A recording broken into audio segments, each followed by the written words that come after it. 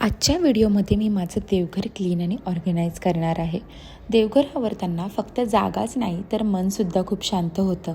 म्हणून हा व्हिडिओ मी तुमच्यासोबत शेअर करते.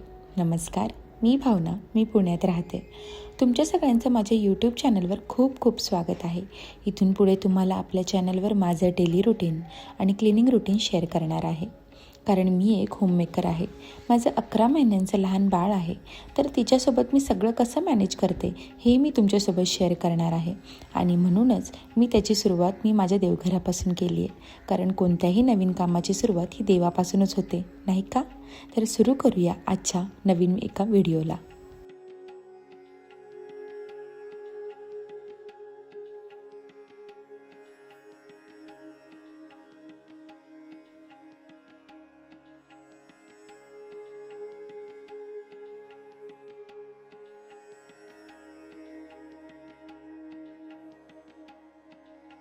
देवघर स्वच्छ करताना मी सर्वात आधी देवघरातले सगळे मूर्ती, फोटो, सामान बाजूला काढते.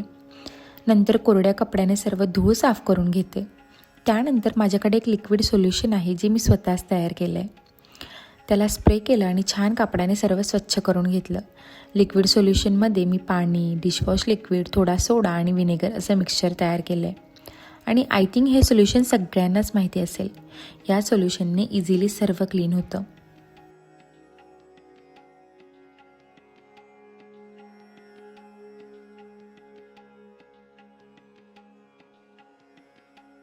एका भांड्यात सर्व देव घेतले आणि पितांबरीने त्यांना छान घासून घेतले. मी एक ब्रश ठेवला नवीन, तो फक्त देव धुण्यासाठीच आहे. पितांबरीने खरंच हात थोडे रखरखीत होतात.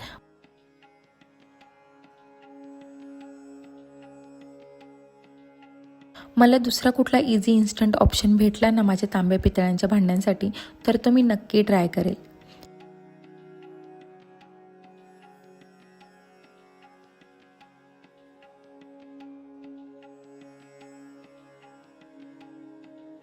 पितांबरीने सर्व घासून झाल्यावर सर्व भांडी परत स्वच्छ पाण्याने धुवून घ्यायची आणि मग परत आपल्या डिशवॉश लिक्विडने घासून घ्यायची.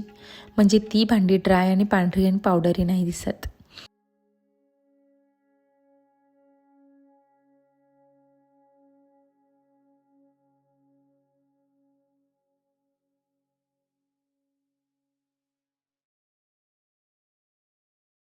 वॉश करून झाल्यावर लगोलगच कॉटनच्या कपड्याने पुसून घ्यायचं. म्हणजे त्यावर पाण्याचे डाग राहत नाहीत. आणि त्यात आमच्याकडे हार्ड वॉटर आहे म्हणून त्याचे डाग लवकर जात पण नाहीत आणि लवकर राहून पण जातात.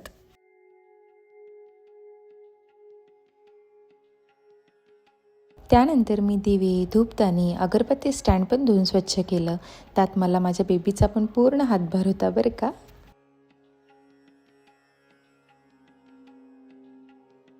मग इकडे मी देवघर सेट करायला घेतलं.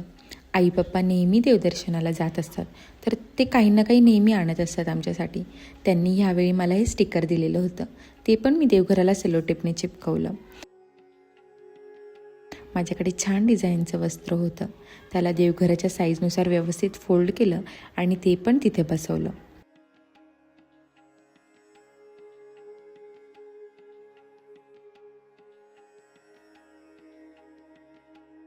आळंदीहून आणलेली विठ्ठल रुक्मिणीची मूर्ती माझ्याकडे आहे. ती मधोमध ठेवली. वैभवलक्ष्मी मातेचा फोटो ठेवला. मग श्री स्वामी समर्थांचा फोटो ठेवला. ते अरेंज करतच होते पण स्टिकर झाकलं जात होतं म्हणून ते परत काढलं. फ्रेमनुसार डावीकडे स्टिक केलं.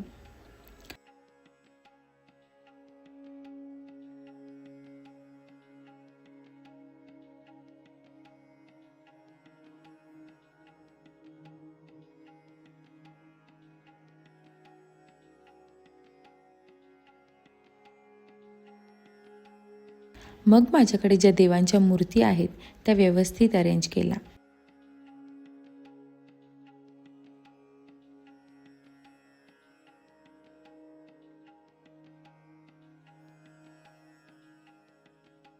हळदी कुंकवाच्या करंड्यातलं हळदी कुंकू असं टिश्यू पेपरमध्ये काढून ठेवलेलं ते परत त्यात टाकलं. मला हा करंडा खूप आवडतो. हळदी कुंकू झाकलेलं असतं यात, म्हणजे त्याच्यावर धूळ पण बसत नाही आणि दिसायलाही खूप छान दिसतो ना.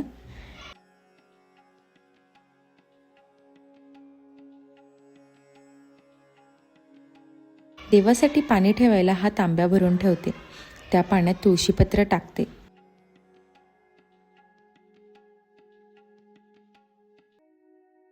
हे सगळं झाल्यावर देवपूजा करून घेतली. चंदनाचा गंध लावला देवांना.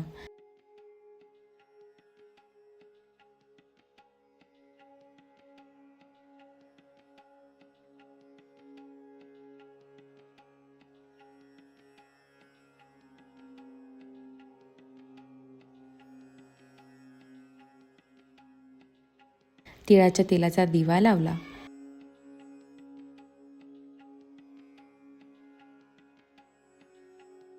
माझ्याकडे हे असे कप धूप आहेत. छान सुगंधित आहेत बरं का. पेटायला थोडा वेळ घेतात, पण छान धूर होतो. मग धूपदाणी छान घरभर फिरवते. मग आरती करते, विश्व प्रार्थना म्हणते. माझा व्हिडिओ शेवटपर्यंत बघितल्याबद्दल खूप खूप धन्यवाद. देवघर क्लीन आणि ऑर्गनाईज केल्यानंतर मनात एक वेगळीच शांती आणि पॉझिटिव्ह एनर्जी मिळते. जर तुम्हालाही हा व्हिडिओ आवडला असेल तर लाईक, कमेंट करा आणि असेच डेली रुटीन क्लिनिंगचे व्हिडिओज पाहण्यासाठी माझ्या चॅनलला सबस्क्राईब करायला विसरू नका. पुढचा व्हिडिओ मकर संक्रांतीचा असणार आहे. तर चला पुन्हा भेटूया पुढच्या व्हिडिओमध्ये. तोपर्यंत बाय बाय.